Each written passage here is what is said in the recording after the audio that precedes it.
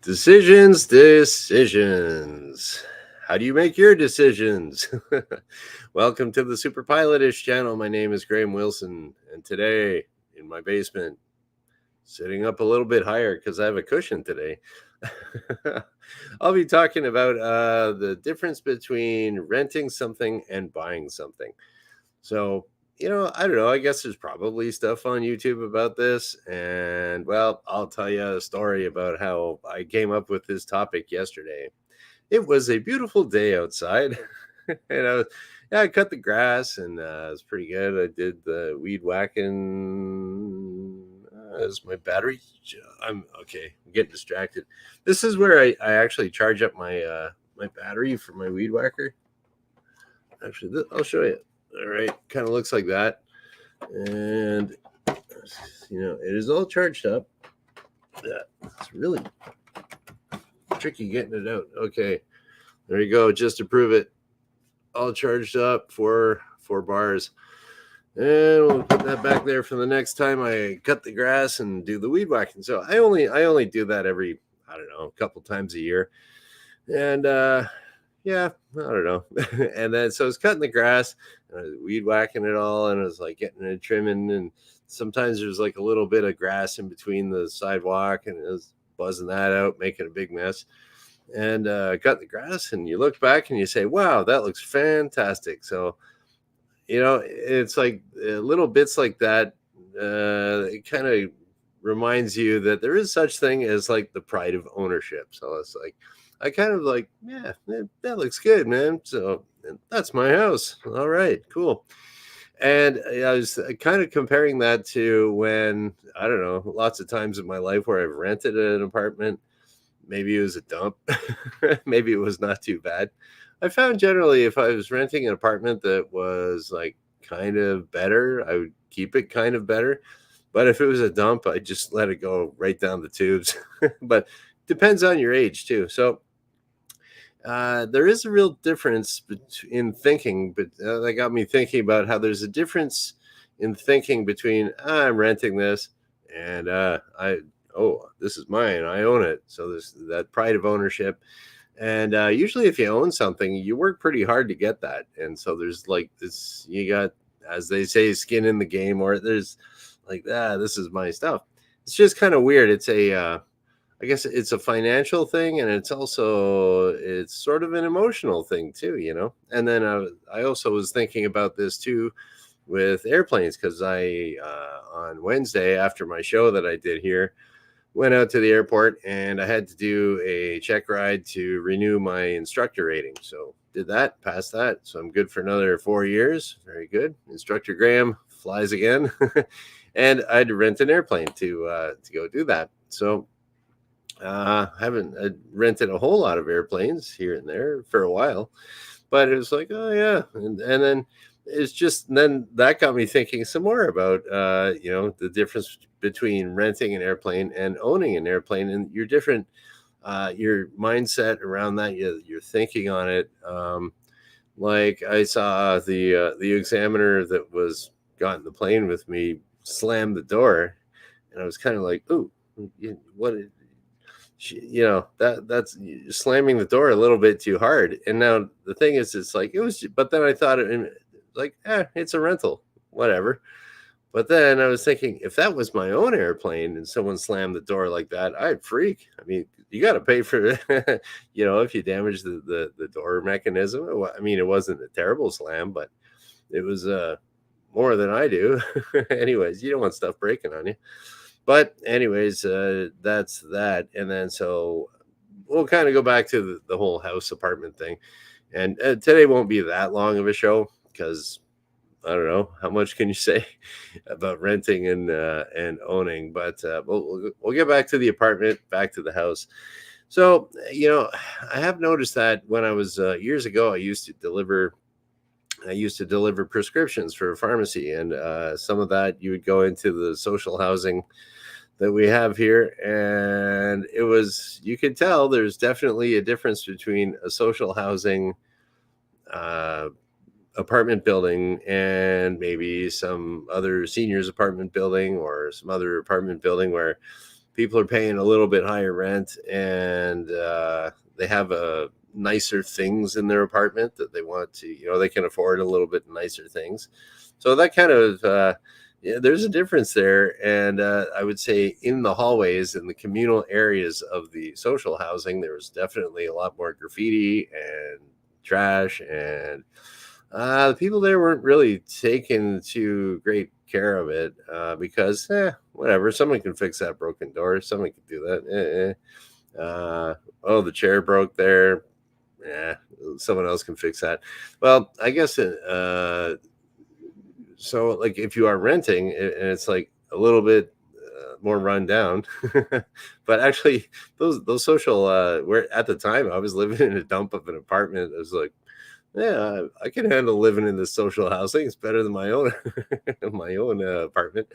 There's no plaster falling off the ceiling. That's pretty good. So, yeah, so it's kind of like if you are renting something and it's kind of good, you'll keep it a little bit better. But then if you own it, you'll kind of, and it's a little dumpier. Like my house here, when I first bought it, was a fixer upper, and so you kind of get it up. It's worth it to invest a little bit of time and effort and money into making something a little better if you own it, rather than just like, the landlord will get it. It's like, no, this is my place, I'll get it. And then once you get it better and better, you take care of it more and more, to the point where I'm using a weed whacker to cut the grass out front. So yeah, it's that's that. And then I was thinking about, well, should I talk about renting a car versus owning a car? I don't know. People think differently about cars when you're renting. So it's like, well, I know when I was younger, I drive it like it was stolen. Hey, it's not my car. You just beat on it, man. It's pretty fun.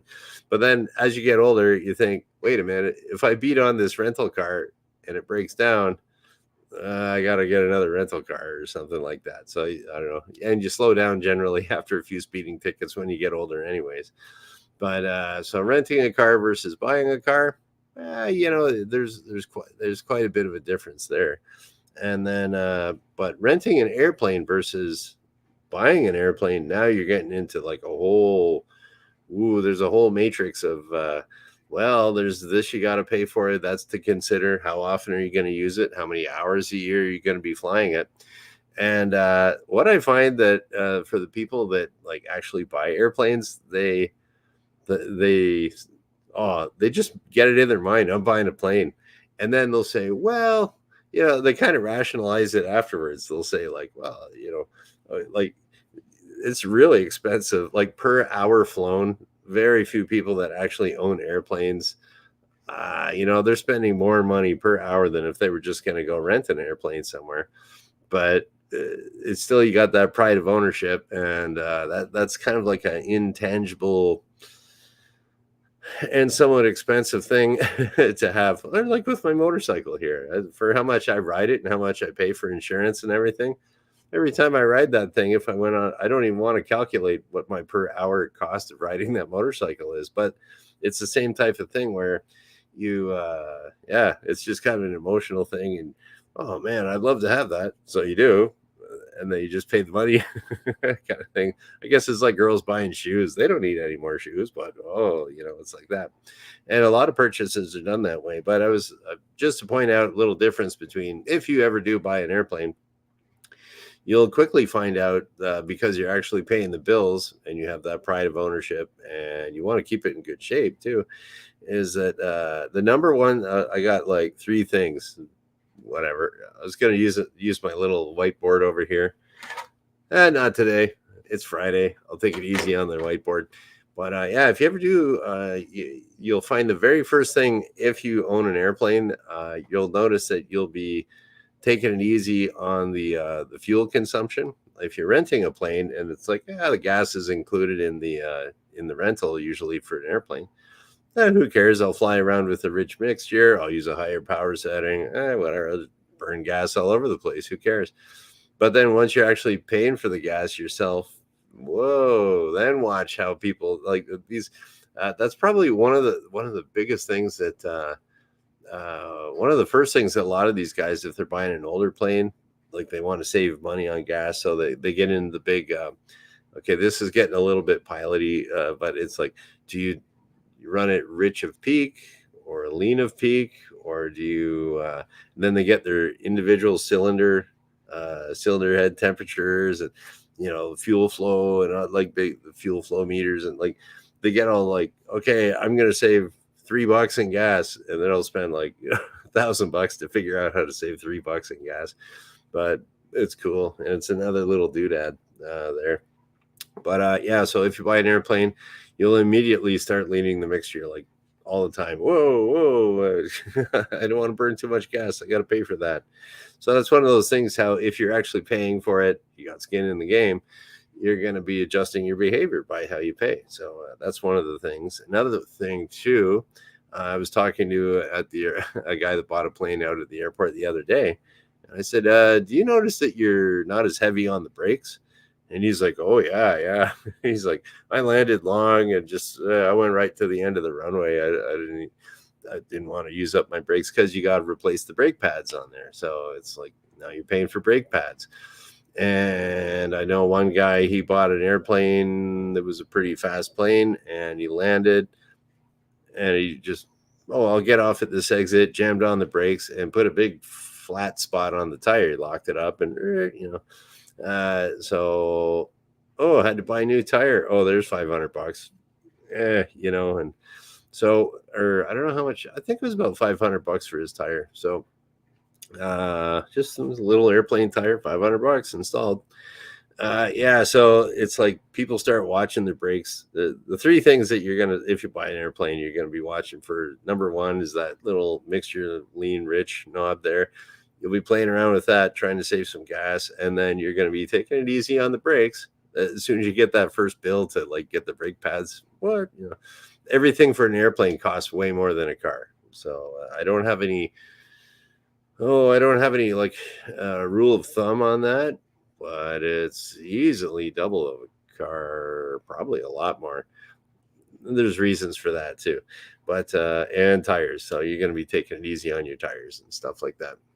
But yeah, so yeah, I really didn't have too much to talk about today, to tell you the truth. I'm confessing. Yeah, didn't have much for a topic other than it's kind of cool to own your house, and you will take care of it a little bit better than renting. And then if you're if you're driving a car, yeah, you're gonna beat on it because it's not yours, until you get older. And then when you're older, if you're like, or if you're gonna buy an airplane, you will treat that airplane differently because it's yours and you got to pay for it. And you also have that emotional investment in, yeah, this is my plane. I want to keep it nice. So, anyways, yeah, not really. It's just going to be a short one here today, pretty much, because, whatever. It's Friday, and that I had a good time on my last show there on Wednesday, and oh, excuse me, the so yeah, and I find that that's how these shows usually go. It's kind of like, oh wow, I walk away all pumped up after my show. It's like, yeah, that was great. And then next one's gonna be a dud like this one. Whatever. But anyways, we will I'll just kind of go through some go through a few little questions, comments as usual. We got Wrench and Shecky and Rolly popped in here. So thanks for showing up, guys. Let's see. Wrenches. What do we got here? Okay, well, we'll just go right from the top here. Only way that Wrench would own another airplane is a home built, too hard to annual a certificated plane. Yeah, certified aircraft are more expensive to operate than the home builts. That's for sure. Let's see what I haven't even read this. Wrench has 4 daughters, 2 own houses and 2 rent apartments. Clearly, the 2 apartment kids don't spend as much time mowing or keeping things up. Actually, they don't even clean so much. Yep, there we go. So Wrench backs me up on that one.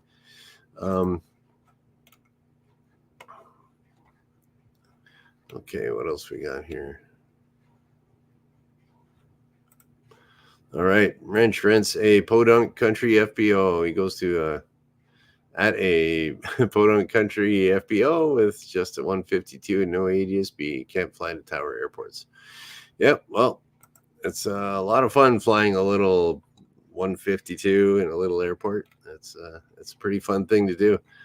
And I met a lot of guys that have a 152 or a 150 or something like that, and they might own it, and it's a very economical plane, Cessna 150, Cessna 152. And one old Roger, he sold his a while ago, but he had a Cessna 150, and everyone used to say like, "Hey, Roger, why don't you get a 172 or something faster?" And then so Roger would just say, "Oh, I like my slow airplane. That way I get to fly longer," or something like that. It takes me longer to get there. It means I got more time up in the air. So it's like, which is a neat positive way of thinking of things. Okay. All right. What do we got here? Shecky never did any damage to a rental. He treats it like it's his to stay safe. Plus, he's cheap and doesn't want to pay for repairs. Yeah, that's the way it goes. What else we got here? Rolly rented a U-Haul last weekend to bring junk to a new household. Very good. All right, here's an actual question for me. Okay, do I rent the Chipmunk? Would be hard to buy. Yeah. Well, it's an odd situation there with the Chipmunk because when I fly here at the Canadian Aviation Museum, it's actually belongs to the museum. So you're kind of like I'm basically in the position of I have to get a little bit more familiar with the airplane according to the rules and according to Transport Canada rules to be able to take people up as passengers in that old plane. And yeah, chipmunks are actually not that expensive to buy. But the thing is, to operate them is pretty expensive. So I mean, they're not the greatest on fuel, and if you ever have to find any parts for the engines for those old things, it's pretty tricky. Yeah, so it's like a lot of parts aren't even made anymore, so you have to find someone to fabricate it for you. And yeah, so it's and because it was a yeah, so it's an old plane with based on kind of older British engineering and some Canadian engineering, and so there's some weird stuff with it and it's old. So, but yeah, so those would be kind of not too hard to buy, but pretty expensive to maintain, and they're not the most comfortable plane. They're designed for a trainer, for someone in the Air Force, some 20-year-old guy. Okay, we don't care how uncomfortable you are, just sitting there with your parachute, you're going flying, go. Like okay, so it's not the most comfortable airplane, but it's still pretty cool. It's like so I do have to pay to, I guess I kind of rent it, although it's considered a donation to the museum, so it's actually a tax write-off. But oh well, it's still more money than I would normally pay. But oh well, it's fun to do. I'll be doing that a bit more. You'll see some chipmunk stuff this year for sure.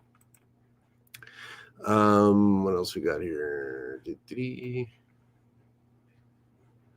All right. Hey, Harold, thanks for showing up. That was fun on Wednesday. We can just chill for today. This is not a dud. I like it when you show up, Harold. It's always fun. And everyone else here. Oh, hey, Safety Doc's here. Yeah, David Perodin, Dr. David Perodin. Nuclear powered aircraft. Well, that would be something. Yeah. I don't know how that would work there, Doc.